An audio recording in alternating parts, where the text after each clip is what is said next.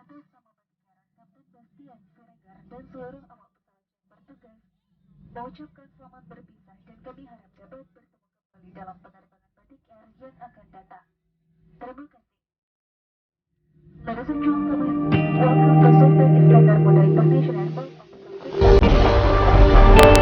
Remain seated onto the fasten seatbelts and have the switch off and the aircraft has come to a complete stop.